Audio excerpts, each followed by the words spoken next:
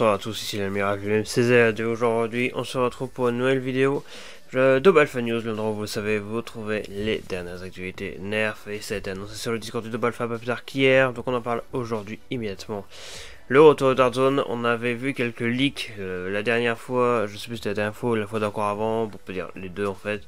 On avait remarqué que Dark Zone préparait, c'était des fiches officielles avec des prix affichés, un potentiel Dark Zone Max Striker 2.0. Le Striker, c'est une variante du Nexus Pro qui a été vendue dans les magasins Target, concurrents de Walmart, qui eux avaient le Nexus Pro. C'est pour ça qu'il y avait le logo de Adventure Force, un peu comme marque repère de Leclerc, mais pour les jouer à Walmart. Et voilà, bref, Adventure Force, Dark Zone, c'est la même chose. Adventure Force n'est pas une marque, je tiens à le rappeler. Bref, ce bazar l'a mis à part. On fait le lien souvent entre Nexus Pro et Striker. Un potentiel Striker 2.0 aurait été annoncé. Ok, c'est assez perturbant comme nom, j'imagine qu'on en saura plus tard, mais en attendant, figurez-vous que son proche cousin, le Nexus Pro, a également une nouvelle version. Mais pas seulement, puisque le proche frère du Nexus Pro, le Aeon Pro, a également sa nouvelle version, sous les noms de Nexus Pro X et Aeon Pro X, qui seront vendus bien sûr sous le nom Adventure Force dans les magasins Walmart, mais ça c'est une question d'exclusivité, autrement ce sont bien sûr des Dark Zone Max. Je rappelle l'échelle pour ceux qui ne comprennent pas les gammes Dark Zone, c'est Dark Zone tout court, au-dessus Dark Zone Max, au-dessus Dark Zone Pro. Ce ne sont que des noms, bien sûr, ils ne veulent rien dire, je tiens à le préciser.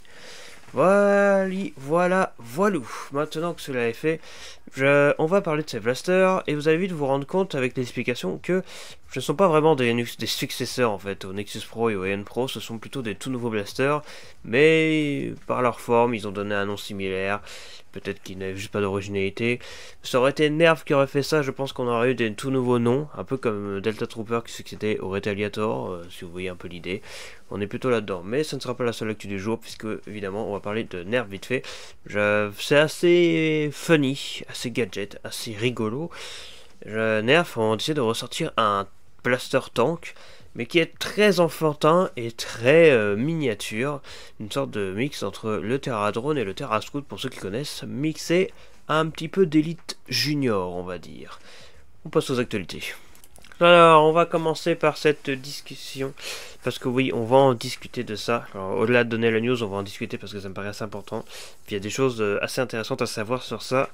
Je vais parler maintenant du Dark Zone Max, Nexus Pro X et Aeon Pro X. Est-ce que les noms font allusion à ce que Nerf ont fait pour leur premier Blaster Pro, le Nerf Pro Strife X? Je n'en sais rien, mais là n'est pas la question. Je rappelle qu'à produire un blaster ça prend des mois, hein, donc peut-être que c'est simplement une coïncidence. Et même si vous voulez vraiment reprendre le style de Nerf en mettant juste un X au nom d'un blaster anciennement présent, voilà, j'ai envie de dire c'est pas grave, on va pas faire la guerre pour un nom. Un nom reste un nom. Le seul vrai souci pour moi c'est...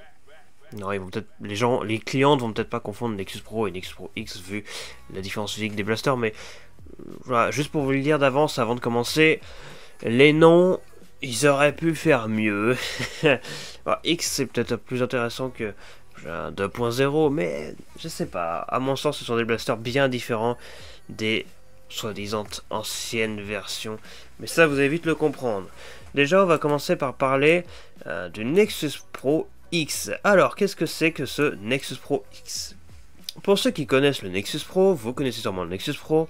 Je ne pourrais vous inviter, pour ceux qui ne connaissent pas, à aller voir les deux vidéos review. Et oui, deux, parce qu'il y a eu un remaster qui est globalement plus complet que la version originale de la vidéo. Les explications de pourquoi il y a deux reviews sont expliquées dedans. Je vous invite à aller voir. Le Nexus Pro, c'est donc ce fusil à pompe franchement populaire, sorti en 2020, et oui déjà, ça va faire 4 ans cette année, en 2024, qui a révolutionné, puisque Dark Zone Max, en fait c'était le premier Dark Zone Max, c'était un mix entre un blaster classique et un blaster Dark Zone Pro. Juste la différence, c'est que par rapport à Dark Zone Pro, on a des blasters qui sont très puissants également, voire aussi puissants, mais avec des composants pas plus cheap, ça reste de la qualité, globalement au-dessus de la moyenne, c'est Dark Zone finalement. Mais ça fait que le prix global est beaucoup moins élevé. Ce sont des blasters moins chers, beaucoup moins chers que les Dark Zone Pro, qui valent une fortune. Et donc ça rend les blasters très puissants, très accessibles. Donc c'est un coup de poker de la part de Dark Zone et c'est franchement réussi. Donc Nexus Pro, gros succès, 150 FPS, franchement on a quelque chose de très bon, très tactique, compatible short dart, long dart également. Donc fléchette longue, fléchette courte, c'est compatible avec les deux. Attache Cross Airsoft, bon ça, Dart Zone ont en principe, comme toutes les autres marques, commencé à arrêter. Ils font des attaches cross maintenant similaires à Nerf, et c'est bien, ça permet de distinguer vraiment le blaster de tout ce qui est Airsoft, tout ça, faut pas tout mélanger non plus. Faut pas rigoler, et au pire, Dart Zone, ils ont fait un truc comme on l'a vu sur le Omnia Pro ou le Thunderbolt. Ils font des attaches cross Nerf, et en fait, la cross fournie avec, si vous enlevez la partie réglable, puisqu'il y a une partie coulissante sur la cross, vous pouvez régler la cross. Si vous enlevez la partie coulissante en restant pied sur le bouton pour régler la cross, et en tirant jusqu'au bout, en fait c'est un adaptateur attache cross nerf vers attache cross airsoft, donc c'est franchement intéressant comme système. Bref, Dart Zone réfléchissent leur truc et c'est franchement réussi globalement.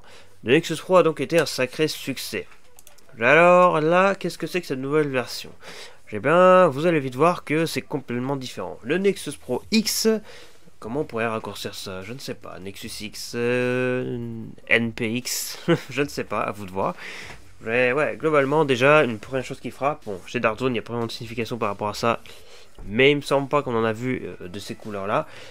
La couleur, effectivement, le blaster est violet, avec une sorte de camouflage qui saurait rappeler très probablement la version camouflage violet, exactement le même motif qu'avait eu le Nexus Pro. C'était une réédition spéciale.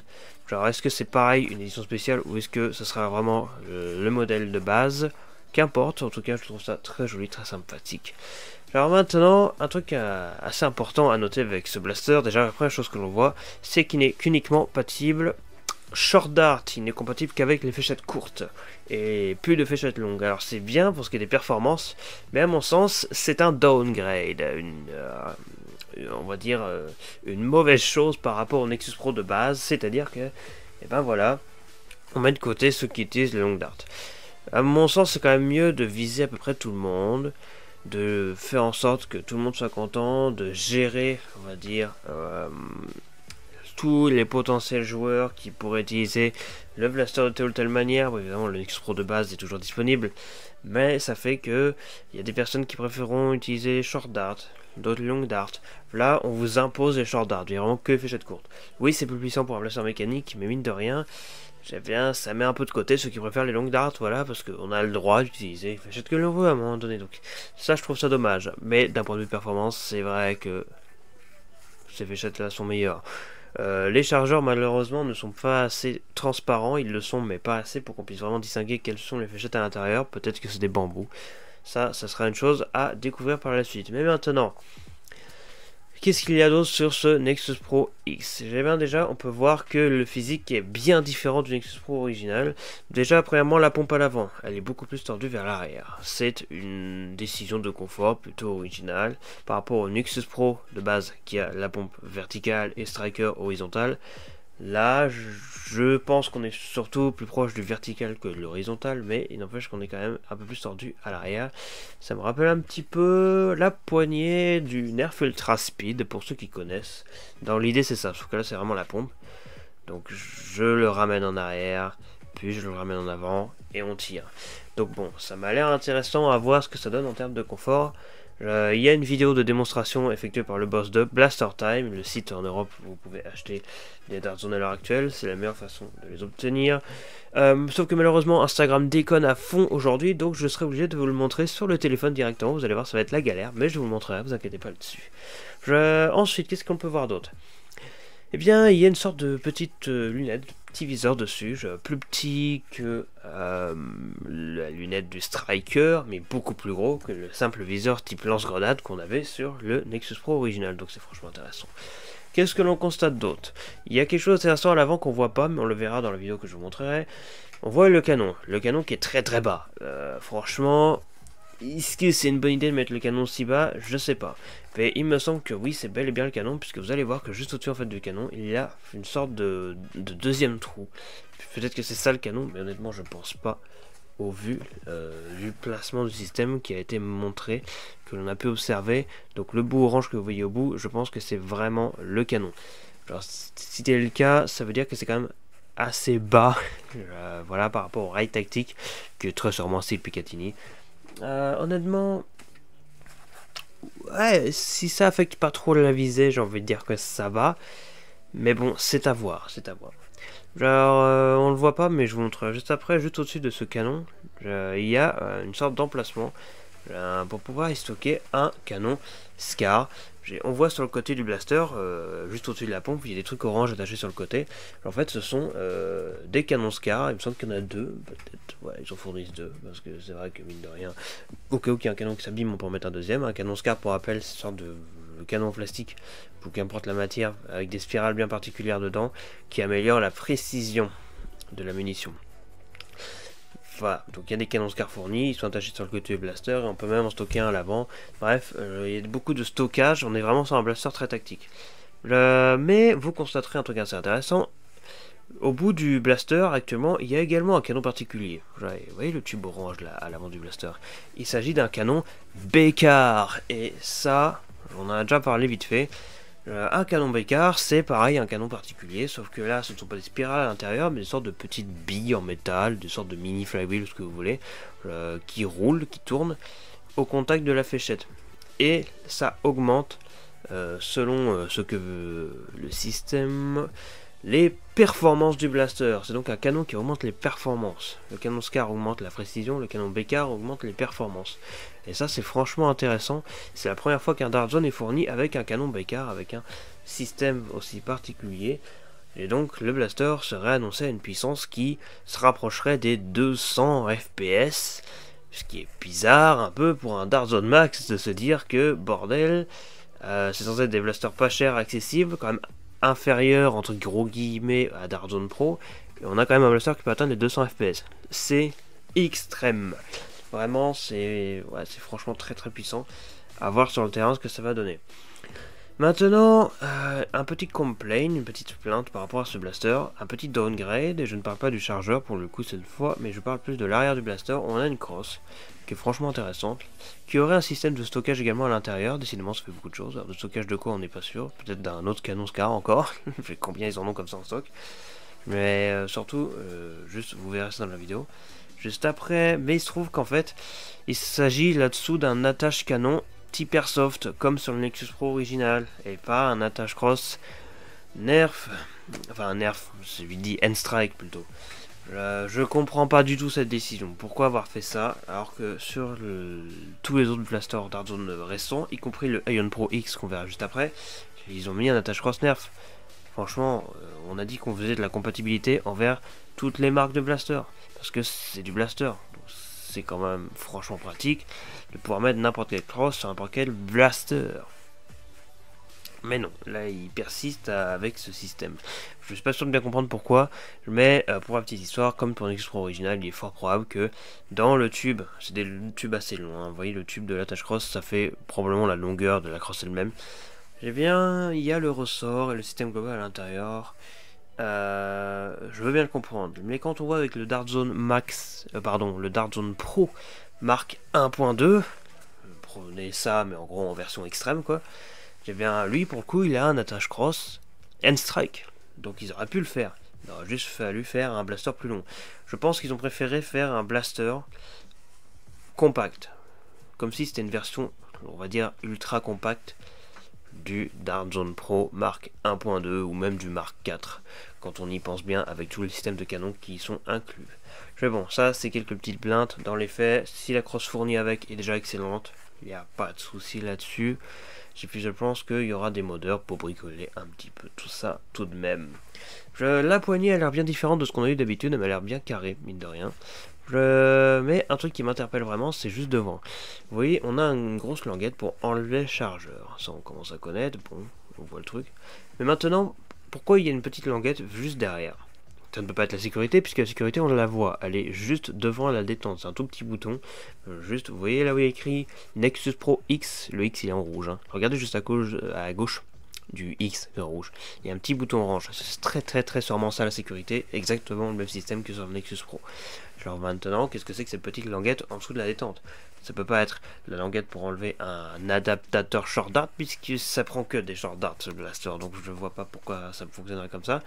Qu'est-ce que ce blaster cache comme système inédit par rapport aux autres blasters? Franchement, ça c'est la big surprise que l'on découvrira probablement plus tard quand ce blaster sera davantage mis en avant, pour ne pas dire disponible en rayon.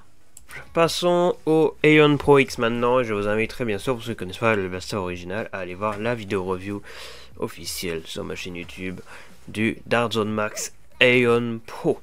Le blaster avec des performances très similaires au Nexus Pro, lui aussi également compatible fléchette longue et fléchette courte. Le long dart, c'est une sorte de Retaliator Pro, mais il manquait un truc sur ce blaster pour qu'il soit vraiment considéré comme un Retaliator Pro.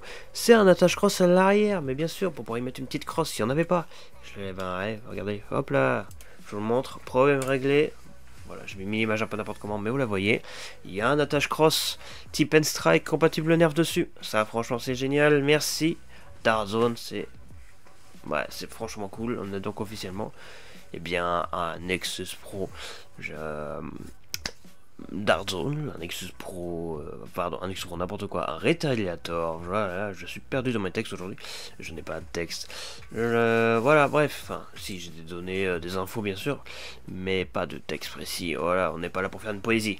Mais ça mis à part, vous constaterez que comme pour le Nexus Pro X, le nouveau Aeon Pro X, il n'est compatible que Short Dart également. Voilà, donc encore une fois, c'est un peu dommage pour les personnes qui utilisaient des fléchettes longues, mais bon, tant pis, passons. Alors, donc, ce Aeon Pro X, amélioration donc du Aeon Pro. Déjà, on constate qu'il y a un attache cross à l'arrière, ce qui est un big upgrade, ça on apprécie. Il n'y aura sûrement pas de cross fourni avec, mais c'est pas grave. Vu toutes les crosses qui existent, vous pourrez très sûrement en attacher une dessus. À l'avant de ce blaster, on constate qu'il y a un canon Scar dessus. C'est franchement cool d'avoir fourni ça. C'est très sympathique. On a encore une fois, c'est un truc beaucoup plus tactique que ce type de blaster ne l'a jamais été. On a des rails style Picatinny, on en voit sur le côté, on en voit un sur le dessous, on en voit un sur le dessus. Franchement, ils se sont fait très plaisir. On voit même un organe de visée. Il y en avait un sur Nexus Pro aussi. C'est franchement cool. Toujours une poignée énormissime. J'imagine que la dureté de réarmement sera toujours bien présente avec ce Aeon Pro X par rapport au Aeon Pro de base. Sinon, pas grand chose de différent. Les performances annoncées sont dans les 150 FPS. Ça peut peut-être être un peu plus, on ne sait pas. Mais en tout cas, si c'est franchement une amélioration du Aeon Pro, moi je dis oui. Il n'y a pas de souci. Faut juste se faire à l'idée que vous ne pourrez pas mettre de fléchettes longues dedans. Mais en tout cas, c'est plutôt cool de mettre des canons Scar et surtout de l'attache cross and strike à l'arrière, qui est franchement cool. C'est vrai qu'à réarmer, on peut avoir un peu de mal si vous n'avez pas assez de force, disons. Avoir une crosse, ça permet de bien soutenir tout de même, donc c'est quand même franchement cool. Avec ce style toujours aussi violacé, avec cette espèce de camouflage, j'aime beaucoup le style. Vraiment, il n'y a pas énormément de choses à dire dessus. C'est plutôt simple à comprendre ce blaster. Maintenant, pour ce qui est des prix, ces deux blasters seront vendus très sûrement, parce qu'on n'a pas de prix officiel, au même prix que les Nexus Pro et Aeon Pro à leur sortie. Le Nexus Pro, c'était une cinquantaine de dollars aux États-Unis. Le Aeon Pro, une trentaine. Allez, à tout casser. Je pense que ce sera à poil au-dessus, à peine au-dessus pour ces blasters-là. Par contre, quand on les aura en Europe, avec Blaster Time, etc., je pense que pour le Nexus Pro X, va peut-être falloir débourser à sa sortie, je dirais 70-80 euros. Le Aeon Pro X, peut-être une cinquantaine, si c'était un peu plus d'euros. Après, les prix, on connaît, ça fait plutôt ça. Mais attendez-vous à ce que ce soit pas non plus donné dès le début. Et maintenant, juste pour vous donner mon avis vite fait, je me permets, je ne suis pas extrêmement fan de la direction prise par Dark Zone là-dessus. J'aime ces blasters, ils ont l'air franchement cool, mais à mon sens, ils ne méritent pas nécessairement d'avoir le nom Nexus Pro X et Aeon Pro X. Le Aeon Pro à la rigueur si, mais le Nexus Pro X, je le trouve quand même trop différent du Nexus Pro original. Mais après, c'est que de mon point de vue. Ça reste franchement un très bon blaster. Dommage quand même que ce soit pas un attache cross compatible N-Strike, mais bon, s'ils voulaient faire un truc le plus court possible, ils n'avaient pas forcément le choix. Après, on verra ce que donnera ce potentiel Striker 2.0, même si je pense que là, on a vu, il y a le logo de Force dessus, ce sera cela en exclusivité Walmart aux États-Unis. Ils refont le Striker 2.0, ce sera plus ou moins la même chose que le Nexus Pro X, mais je pense que ce sera une exclusivité à Target. Je m'y attends, après, on n'est jamais à l'abri d'une surprise. Les couleurs sont originales, j'aime bien, c'est sympa. Mais le truc qui peut, entre guillemets, me déranger un petit peu, c'est le côté Dark Zone Max. Ce sont censés être des blasters pro, comme Dark Zone Pro, mais au lieu de super chers, ils sont beaucoup plus accessibles. Mais juste là, le problème, c'est que cette loi n'est pas vraiment respectée, dans le sens où, ok, les prix seront potentiellement intéressants. Ce seront potentiellement les meilleurs blasters pro accessibles. Mais ce qui me dérange un peu, c'est que le Nexus Pro X est annoncé pour une performance qui atteint les 200 FPS, c'est énorme. C'est les performances du Mark 1.2, c'est les performances du Darzone Pro Mark 4. Je sais pas si vous vous rendez compte, c'est juste énorme. Et le souci, c'est que je sais pas, je prends ça comme une balle contre leur camp. À quoi ça sert de s'embêter à acheter un blaster pro ultra développé et surtout très cher de chez Darzone Pro, alors que vous avez ça pour beaucoup moins cher chez Darzone Max? Ils veulent tuer leur propre gamme Darzone Pro ou c'est quoi? Je comprends pas de délire. Après, évidemment, il aura des inconvénients, il aura pas autant de fonctions que les blasters pro, etc. Mais juste, quand même, si ça fait vraiment les 200 FPS annoncés, waouh, franchement, c'est même trop en fait pour un blaster de cette envergure et à ce prix-là. Après, à voir à l'avenir ce que ça donne. Et si ça n'impacte pas tant que ça financièrement, la gamme Darzone Pro, j'ai envie de dire tant mieux pour eux. Mais d'un autre côté, c'est peut-être un peu too much pour la gamme Darzone Max, qui je rappelle est censée être une version, on va dire, entre giga guillemets, cheap de Darzone Pro. Voilà, mais c'était que mon point de vue. Ça reste des blasters très intéressants, qui arriveront très prochainement cette année, déjà aux États-Unis, en Europe on verra plus tard. Après, si le patron de Blaster Time, le fournisseur en Europe de Darzone pour nous finalement, voilà, en France, etc., en a fait le test sur son compte Instagram, je pense que c'est qu'on peut être confiant sur leur arrivée future en Europe. Mais maintenant, voici les petites vidéos de démonstration par le boss de Blaster Time. Que je vous montrerai du coup à l'arrache sur le téléphone, car Instagram a décidé de ne pas fonctionner, et vous allez voir que c'est potentiellement intéressant. Vous allez voir les accessoires accrochés à l'avant des blasters, notamment du Nexus Pro X. Vous allez voir que sur Nexus Pro X, encore une fois, malheureusement, ce n'est pas un attache cross jeu compatible Nerf, c'est vraiment un truc d'airsoft comme le Nexus Pro original, et surtout vous allez voir le tir. Regardez ça tout de suite.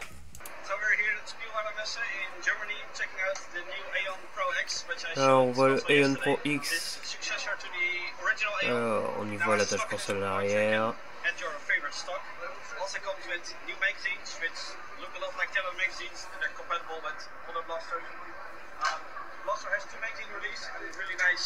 On y voit une sorte de système de boutons de recharge rapide. Il y aura donc en fait en réalité juste 2 boutons pour enlever le chargeur. À voir ce que ça va donner. Un canon SCAR, un attache-crosse à l'arrière. Pour la petite information, cette exposition se passe en Allemagne, donc c'est assez honorant de voir ça en Europe tout de même. Alors, le petit test de tir, il est clair. J'ai il tire tout simplement sur le cible. C'est plutôt intéressant.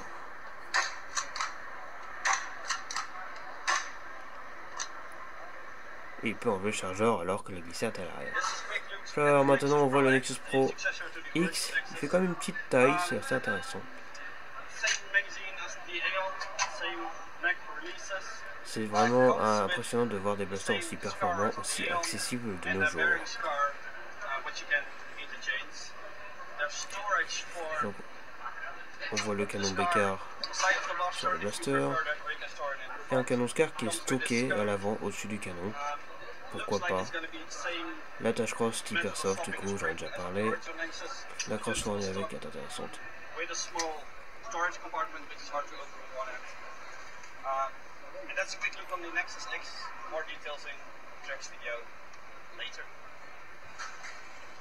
La classe.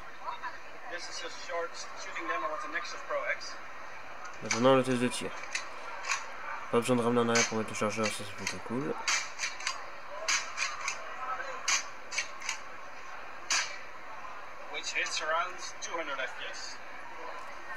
Donc là il vient de dire que les performances tourneraient aux alentours des 200 fps, ce qui est absolument énorme pour le type de blaster que c'est. Voilà ce qu'on pouvait dire globalement sur ces nouveaux Nexus Pro X et Aeon Pro X. Nous pouvons désormais passer à la news suivante. Alors cette information nous provient de FomQuest sur Instagram, nous le remercions bien sûr pour cela. Il a partagé donc ce nouveau tank Nerf. Il s'agirait en fait d'une version miniature, disons, du Terra-Drone, mais avec des roues, qui peut un peu plus s'apparenter au Nerf N-Strike Elite Terra Scout. Alors qu'est-ce que c'est que cette chose? Il s'agit d'un petit robot avec une petite télécommande, avec une voix particulière, vous allez voir juste après, et qui permet de diriger l'engin. Il possède un barillet qui permet de tirer Et c'est franchement intéressant de voir un bébé Terra Drone finalement, c'est plutôt cool, avoir le prix qu'il coûtera bien sûr en espérant qu'il soit pas trop cher.